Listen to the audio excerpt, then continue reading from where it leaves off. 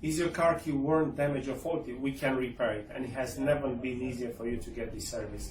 Broken blade, remote not operating, key housing damage, they are all covered. Visit shop.carkeysolutions.co.uk, find the key repair service that you need and order it.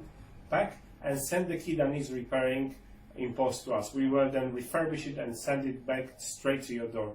Restore functionality and look on your car key with our convenient, efficient and cost-effective service.